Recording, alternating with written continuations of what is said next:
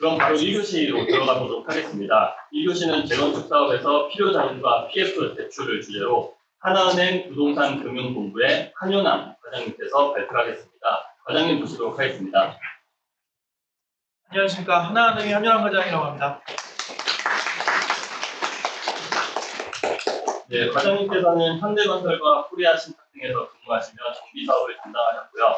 한남 3구역, 이문 4구역 등 금융주선에 참여한 바 있습니다.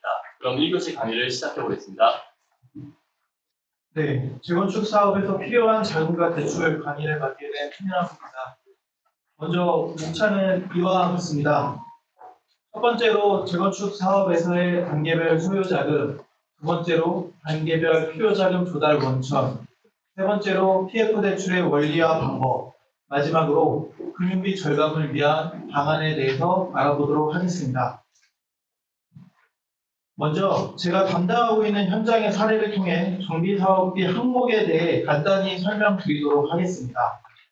건축시설 공사비는 신축 건축물 건설 공사비를 의미하고 부대시설 공사비는 관리사무소, 경비실, 커뮤니티 시설, 놀이터 등 이용자들의 편의나 안전 등을 목적으로 부지 내에 구축하는 시설의 공사비를 의미하며 건축물 철거비는 기존 건축물의 철거 비용을 의미합니다.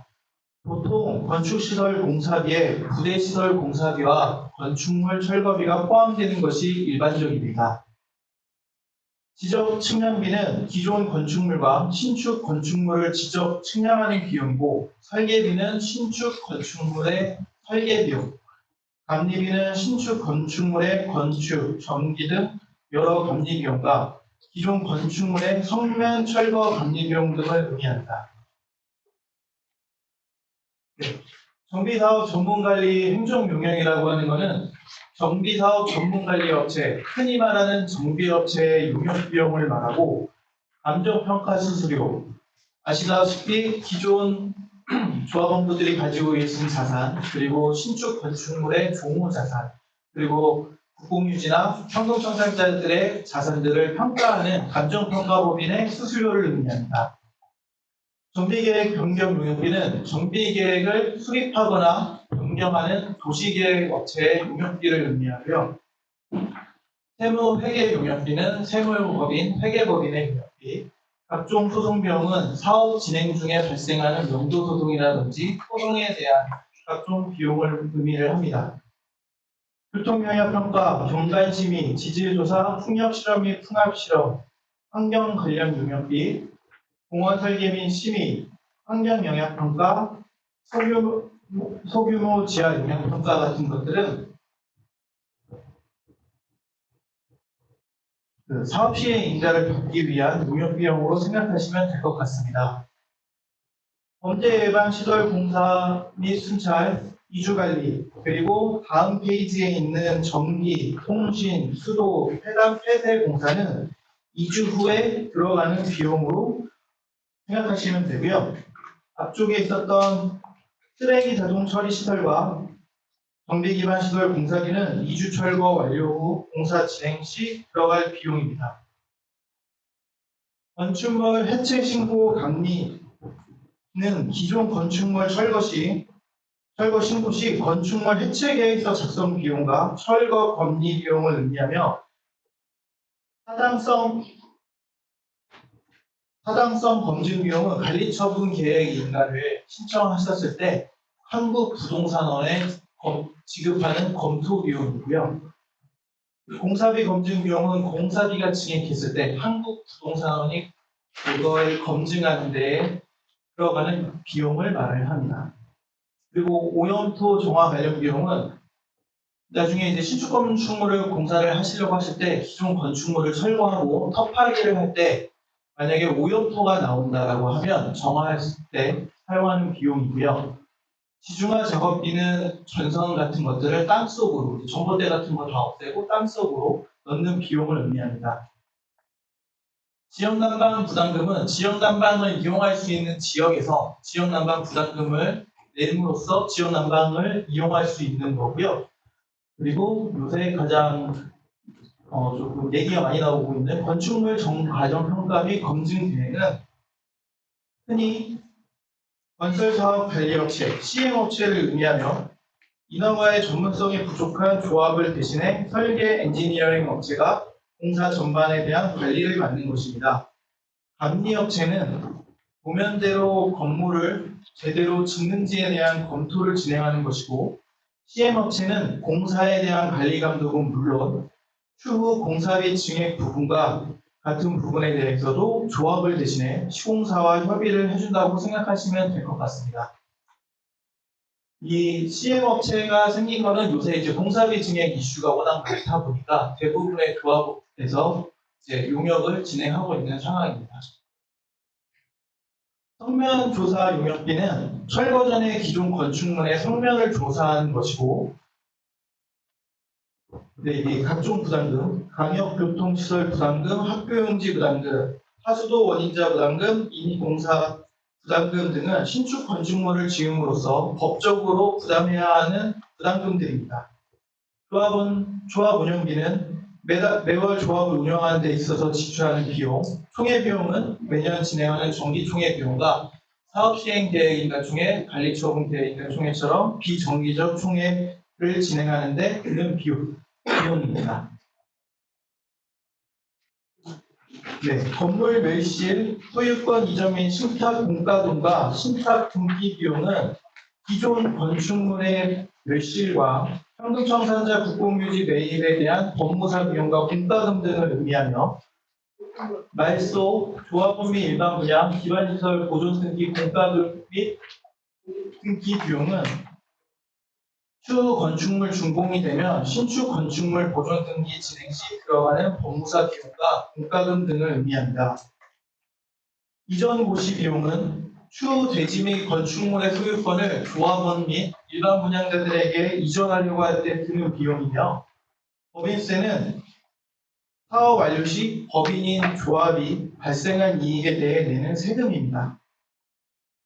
분양 보증 수수료는 추후에 조합이 일반 분양을 진행하실 때 주택도시보증공사, 즉 허그에 내야 되는 수수료이고요. 각종 인증 및 평가 수수료는 앞서 말씀드린 사업 시행 계획 인가를 받기 위해 진행하셔야 되는 각종 인증 및 평가 용역 비용을 의미합니다. 이런 대책비는 이주, 철거, 공사 시 등 사업 진행 시에 발생하는 민원에 대한 대책 비용이고요. 청산 비용은 나중에 조합을 청산하실 때 들어가시는 비용을 측정해 놓은 것입니다. 네, 그리고 허그 보증 수수료는 사업비 이주비 대출을 진행하실 때 주택도시보증공사의 보증을 받아 대출을 받으실 경우에 수수료를 내는 것이고요. 먼저 사업비 금융 비용에 대해 말씀드리면, 쉽게 생각하시면 사업비 대출 이자라고 생각을 하시면 됩니다.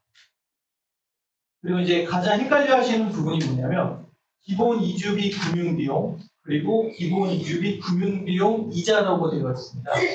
이거를 설명을 드리면, 조합원분들이 이주를 나가실 때 이주비 대출을 받고 나가십니다. 그러면 이주비 대출에 대한 이자가 발생하게 되는데, 그 이자는 매달 나오게 됩니다.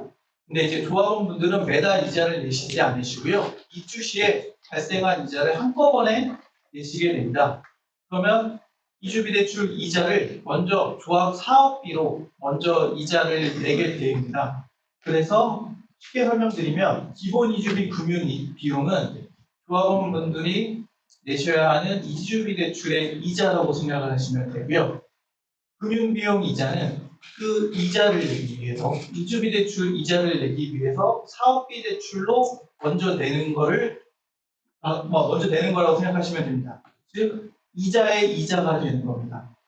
마찬가지로 일반 분양 중도금 대출 금융비용하고 일반 분양 중도금 대출 금융비용 이자도 동일합니다. 요새 일반 분양들이 대부분 이자 후불제를 진행을 많이 합니다. 그래야 분양이 잘 되니까요. 그래서 일반 분양자들이 중도금 대출을 받게 되면 입주 시에 이자에 대한 전액을 내시게 되고, 매달마다 중도금 대출에 대한 이자가 발생하게 되는데, 그거는 조합에서 사업비 대출로 먼저 내게 됩니다. 그래서 다시 설명드리면, 일반 분양 중도금 대출 금융 비용은 일반 분양자들이 내셔야 되는 중도금 대출의 이자, 그리고 금융비용 이자는 그 이자를 내기 위해서 내는 사업비 대출의 이자라고 생각을 하시면 됩니다. 앞에서 말씀드린 정비사업비 항목들의 지급 시기를 정리해보면 표와 같습니다. 일반적으로는 제 경험상 표와 같으나 승인권자인 시군구청과 협의에 따라 혹은 이슈 발생 시기에 따라 변동될 수 있습니다. 지적 측량비, 설계비, 정비사업 전문관리 행정경영, 각종 소송비용, 조합 운영비, 총회비용 등은 사업 전반에 걸쳐서 지급을 하게 되고요. 교통영향평가, 건강심의, 지질조사, 환경관련 용역비 등은 사업 시행 계획 인가를 신청하시기 전에 지급하게 됐습니다. 그리고 사업 시행 계획 인가를 받은 후에 감정평가 수수료와 방역교통시설 부담금이 관리처분 계획 인가 전에 지급받는 것이 일반적이고요. 관리처분 계획 인가를 받은 이후에 건축물 철거비, 범죄 예방시설 공사 및 순찰, 이주관리, 전기통신, 수도, 폐단, 폐쇄 공사 등이 이제 지급하게 됩니다. 그리고 관리처분 인가를 받게 되면 이따가 다시 설명을 드릴 건데 본 PF를 받게 됩니다. 그래서 제가 지금 담당하고 있는 현장은 허브 보증을 받아서 본 PF를 조달하였기 때문에 관리처분 계획 인가 이후에 허브 보증서를 수령하게 되면 허브 보증 수수료가 발생되고 그때부터 이주비, 사업비에 대한 이자가 발생됩니다. 네, 그리고 이제 이주 철거가 완료가 되면 착공민 분양을 진행하게 됩니다. 그때부터 건축시설 공사비, 그리고 정비 기반 시설 공사비, 지중화 작업비, 그리고 각종 부담금들이 발생이 되고요. 준공 및 입주가 완료된 이후에 이전 고시 법인세, 그리고 재건축 부담금 같은 비용들이 이제 발생하게 됩니다. 두 번째로 단계별 필요자금 조달 원천에 대해 알아보겠습니다. 시공사 선정 전까지를 보통 초기 사업비라고 합니다. 보통 지자체 및 공공기관 초기 사업비 지원금을 통해 진행하게 됩니다. 지자체 및 공공기관별로 대출 금액과 금리가 상이하기 때문에 각 지역별 사업별 유리한 지원 정책을 선택해야 합니다. 만약 지자체 및 공공기관 지원 혜택이 어려운 경우에는 조합원 모금 혹은 일부 조합원들의 대여 아니면 사업 초기부터 일을 같이 진행하는 정비사업 전문관리업체, 설계업체 등 용역업체 대여금을 조달을 해서 사업을 진행하기도 합니다. 시공사 선정 후에는 기존에 조달한 초기 사업비와 시공사 대여금을 받아 진행하게 됩니다. 만약 기존의 조합원이나 유명업체로부터 대여금을 조달한 경우에는 시공사 대여금으로 상환하게 됩니다. 지자체 및 공공기관으로부터 초기 사업비를 지원받은 경우에도 이때 상환하거나 추후 본 PF 시에 상환하게 됩니다. 관리처분 계획 인가 이후에는 허브의 정비사업 자금대출 보증 혹은 메이저 시공사의 연대 보증을 통해 진행하는 것을 본 PF라고 합니다. 자금 조달의 마지막 단계라고 할 수 있습니다. 아래의 이미지는 이제 허브 홈페이지인데요. 이쪽으로 들어가시면 자세한 내용을 확인하실 수 있습니다. 네, 여기 이 내용까지는 현재까지의 일반적인 자금 조달 순서를 말씀드린 거고요. 최근에 국토교통부와 허브에서 함께 진행하고 있는 미래도시펀드에 대해서 설명드리도록 하겠습니다. 올해 3월 27일 미래도시펀드 투자설명회를 개최하였으며 분당 신도시와 같은 1기 신도시를 포함한 노후계획 도시를 대상으로 초기 사업비부터 본 PF까지 미래도시펀드를 통해 조달하는 것입니다. 사업 초기인 정비계획 수립 이후부터 완료 시점까지 허브 보증을 통한 낮은 금리로 조달함으로 안정적인 사업 시행이 가능합니다. 기존의 허브 보증 상품은 주거 면적이 60% 이상인 재건축 재개발만 대상이 되었었지만 미래도시펀드의 경우에는 주택단지, 중심지구 시설 정비 등 다양한 사업 유형을 맞춤 지원해 줄 예정입니다. 그리고 기존의 허브 보증 상품은 조합만 최대 60억 원으로 초기 사업비를 지원해 주었고요. 미래도시펀드의 경우에는 조합뿐만 아니라 신탁사도 최대 200억까지 허용해 줄 예정입니다. 기존 허브 보증 상품은 보증 금액 산정 시 공사비가 제외되어 있었는데요. 미래도시펀드의 경우에는 심사 과정에서 공사비도 포함시킬 예정입니다.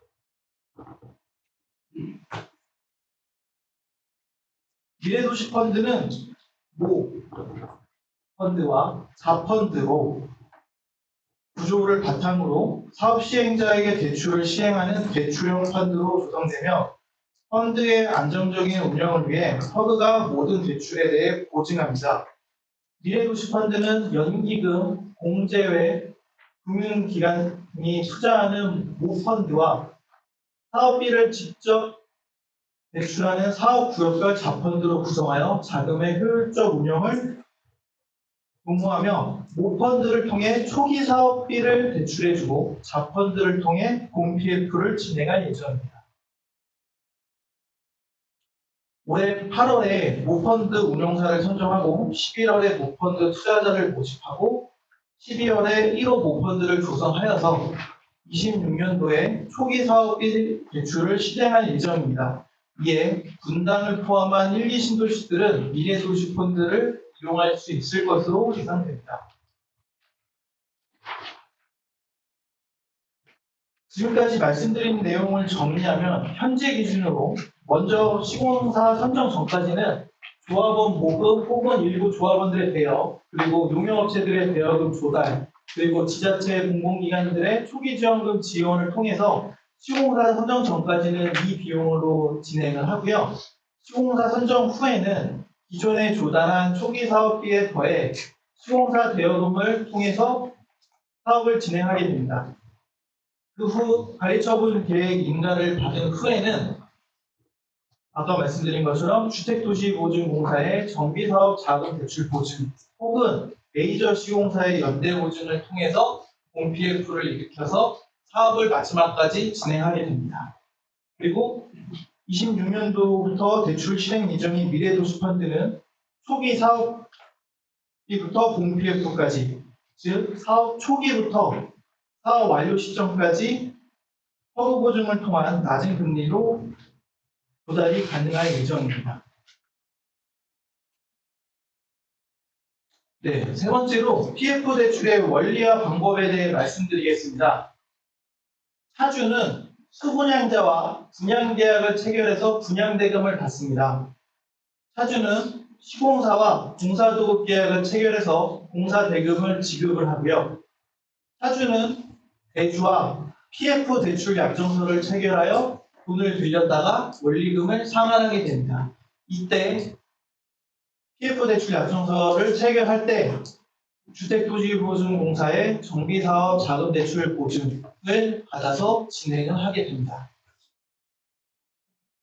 두 번째로 메이저 시공사 연대보증 구조도를 말씀드리겠습니다. 차주와 수분양자, 차주와 시공사, 차주와 대주와의 관계는 앞서 말씀드린 허그 보증과 동일합니다. 보증을 서주는 기간만이 허그에서 시공사로 변경되었을 뿐입니다. 시공사 앞에 메이저라는 단어를 붙인 건 모든 시공사가 연대 보증을 할 수 없기 때문입니다. 보통 신용등급 A- 이상의 재무제표가 좋은 시공사만이 연대 보증을 설 수 있습니다.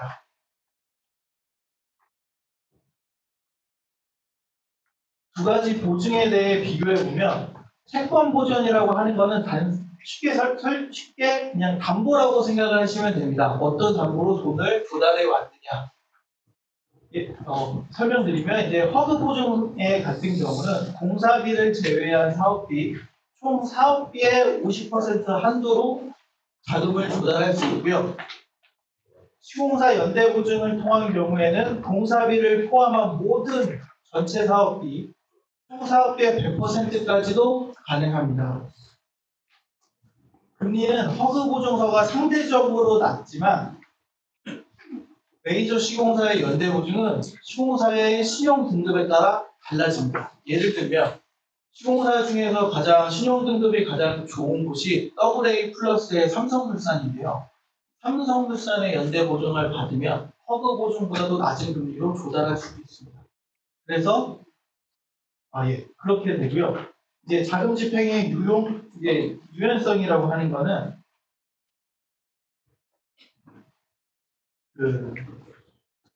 이제 허그 보증 같은 경우에는 항목별로 금액의 한도가 있습니다. 아까 앞에서 보여드린 정비 사업비가 있으면 정비 사업비 항목마다 한도가 정해져 있거든요. 그 한도만큼만 금액을 사용할 수 있기 때문에 전용이 어렵기 때문에 자약은 되게 유연성이 좀 낮은 편입니다. 반대로 메이저 시공사 연대 보증 같은 경우는 대출 금액의 총 한도 금액은 있지만 전용이 가능합니다. 항목별. 그래서 자금 집행에 유연성이 좋다고 할 수 있습니다. 허그 보증과 연대 보증 중에 어떠한 것이 무조건 좋다고는 할 수 없습니다. 예를 들어 허그 보증이 금리가 낮아서 좋아 보이지만 사업비가 진행될 경우 대응하기가 어렵고, 반면에 시공사 연대 보증이 총 사업비의 100%까지 대출이 가능해서 좋아 보이지만 결국 이자 부담의 주체는 즉 조합원이기 때문에 부담이 늘어날 수밖에 없습니다. 결론적으로 각 현장의 상황에 맞는 알맞은 보증을 선택하셔야 될 것 같습니다. 네, 마지막으로 금융비 절감 방안입니다. 10년 이상 정비 사업을 경험한 저로서도 다른 분들보다 특별한 절감 방안이 있는 것은 아닙니다. 그래도 제 생각을 간략히 말씀드리면 먼저 무조건 기간 단축을 노력해야 한다는 겁니다. 시간은 금이다라는 격언은 모든 사람과 상황에 해당하는 말이지만 사업 추진 지연에 따라 분담금이 늘어나는 조합원들은 더욱 크게 공감하는 격언입니다. 특히 매도 청구 소송과 명도 소송 완료 시점에는 이주비, 사업비 대출 한도만큼 받은 상황으로 금융비용이 상당히 발생하기 때문에 조합원들의 부담이 커지시기 때문에 과감한 결단이 필요한 시기입니다. 예를 들면 제가 알고 있는 수원의 한 재개발 현장은 현금청산자 한 분이 막루까지 설치하시고 끝까지 안 나가셨어요. 그래서 2년이라는 시간이 너무 지나가게 됐고 그 2년이라는 시간은 다 돈으로 바뀌어서 조합원님들의 분담이 이제 늘어난 현장들이 있습니다. 제가 말씀드린 요 두 번째 거가 뭐냐면 이주가 다 끝나고 철거도 어느 정도 진행을 하고 있던 시점은 사업비랑 이주비의 대출 금액 한도만큼 금액을 쓴 상황이에요. 그러면 그때는 이자 비용이 엄청나게 많습니다. 그때는 진짜 한 달에 몇십억도 나올 수 있습니다. 현장의 크기에 따라서. 근데 이제 소수의 현금 청산자들이 이제 요구를 하는 게 솔직히 말하면 돈이잖아요.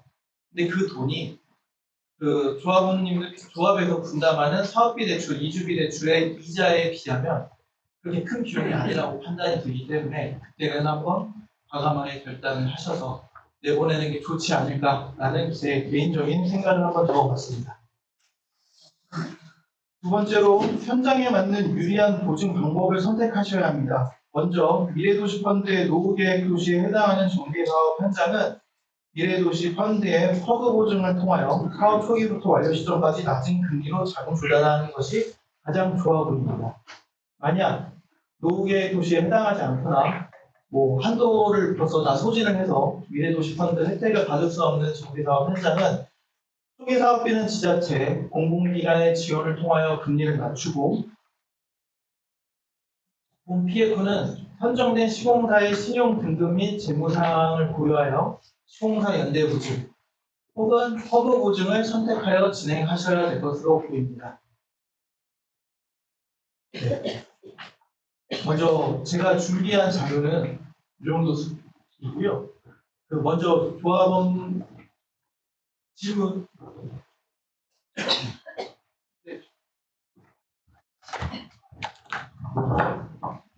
예.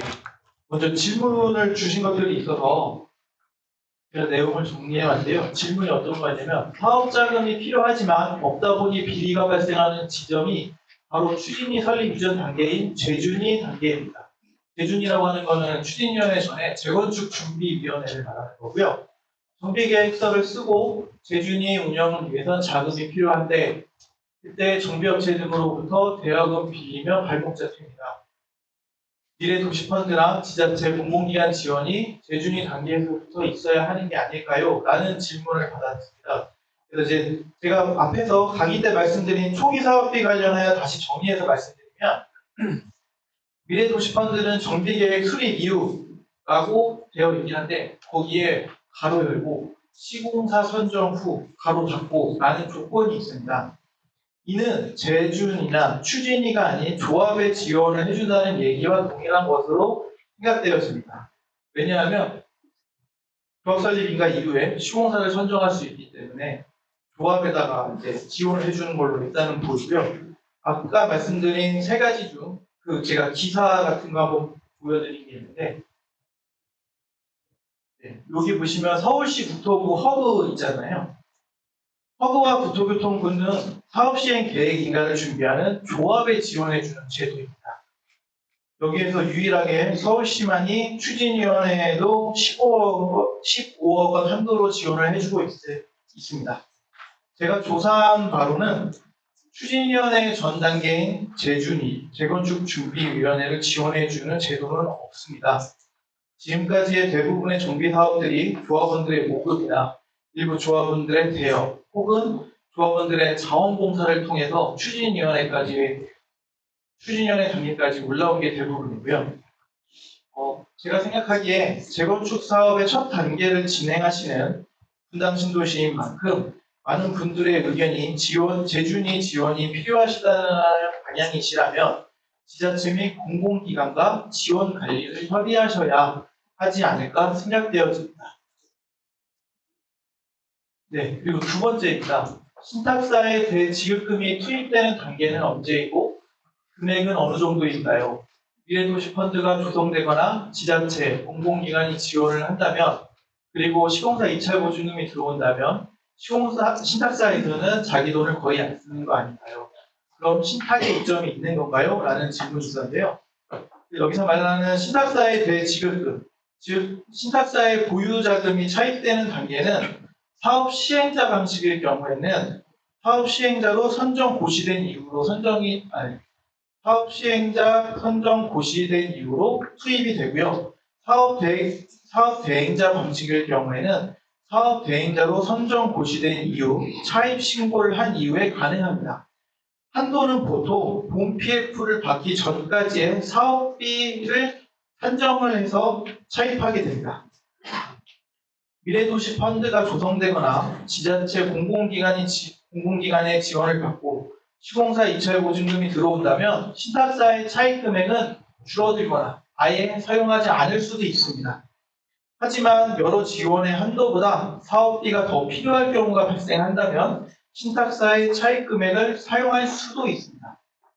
신탁사의 이점은 자금 차입뿐만 아니라 투명성 및 전문성 확보를 통해 사업 기간을 단축할 수 있고 최근 이슈가 된 조합의 비리와 사업이 마무리되었음에도 청산을 하지 않아 조합원들의 분담을 키우는 조합 청산 지원 문제 등도 해결할 수도 있습니다.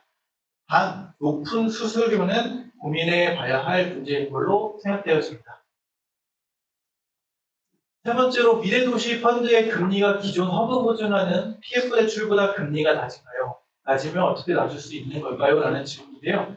아까 설명드린 것처럼 미래도시 펀드 자체가 허브 보증을 받아서 사업 초기부터 사업 완료 시점까지 받는 거기 때문에요. 금리에는 별다른 차이가 없을 것으로 예상이 됩니다. 그리고 이제 PF라는 것이 시행사, 조합이 직접 일으키고 허브가 보증을 서거나 건설사에서 연대 보증을 서는 개념인가요? 라고 하셨는데요.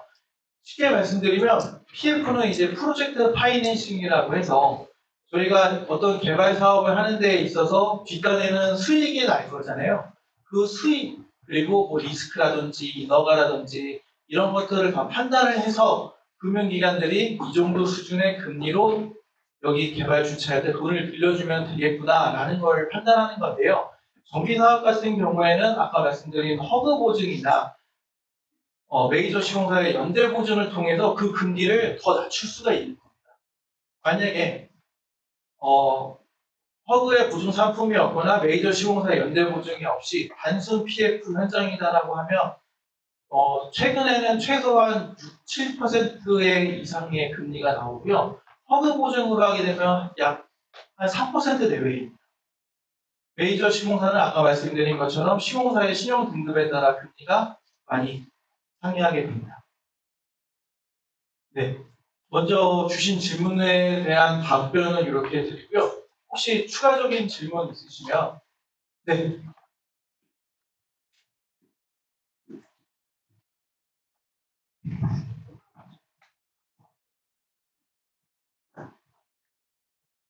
안녕하세요. 좋은 정보 감사합니다. 저는 시황 한양에서 나왔고요. 13페이지 한번 좀 봐주시겠습니까?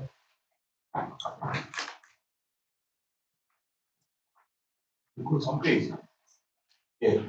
네. 저 그래프에서 저것 때문에 제가 왔는데 말씀하셨던 것처럼 미래도시 펀드는 기본적으로 시공자 선정 이후서부터 지원이 가능한 거였습니까? 네. 그러면 저 밑에 빨간 줄은 시공사 선정 이후서부터가 가능한 거고 지금 현재 주민들이나 저 같은 사람들이 고민하고 있는 시공사 선정 전까지에 발생하는 비용은 조합 설명해 주신 것처럼 조합원 모금이라든가 아니면은 관리 용역업체 대여받거나 아니면은 추가의 방법을 찾는 이 방법밖에 없는 거 아닐까. 왜냐면 그래서 저 빨간 표는 어떻게 보면 시공사 선정 이후서부터 가야 되는 거 아닌가라고 좀 여쭤보고 싶습니다. 예. 말씀하신 것처럼 제가 여기를 왜 조합설립인가 전부터 해놨냐고 하면 거기 국토교통부가 발표한 자료를 보시면 일단은 정비계획 수립 이후라고는 되어 있어요. 그러다 보니까 헷갈리지 않으시게 하려고 일단은 저렇게 해놓은 거고 그리고 그 가로 열고 시공자 선정을 하는 조건이 있다라고 아까 말씀드렸잖아요. 제가 일단 이렇게 써놓은 이유는 그 국토교통부가 발표한 게 확정된 게 아닙니다. 그렇게 계획을 하고 있다는 거고요. 지금 말씀하신 것처럼 시공자 선정 후다라고 하면 조합 설립 인가 이후에 시공자 선정 후 아니냐라는 의견이 분명히 나왔을 겁니다. 지금 여기저기서도 많이 나오고 있을 거고요. 그것들을 반영한 내용을 추후에 국토교통부나 허브에서 반영한 내용을 발표를 다시 한번 하지 않을까 싶습니다. 그거는 아마 제가 정확하게 언제다라고 말씀드릴 수는 없지만 아까 말씀드린 것처럼 올해 8월에 모펀드 투자 운용을 뽑는다고 되어 있는데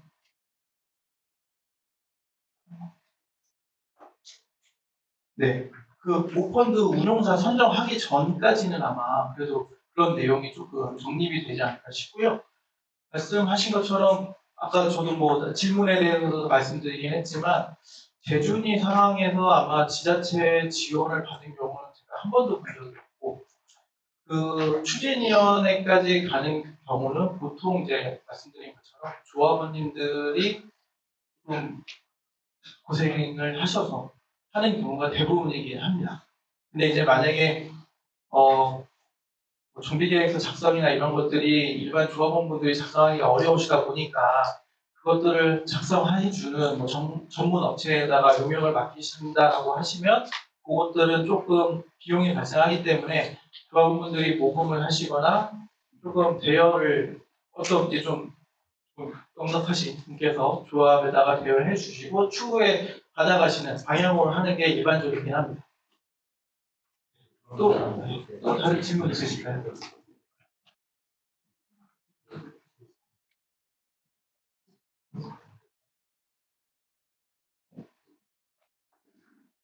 예. 질문 더 없으시면 제 강의는 마치도록 하겠습니다. 감사합니다.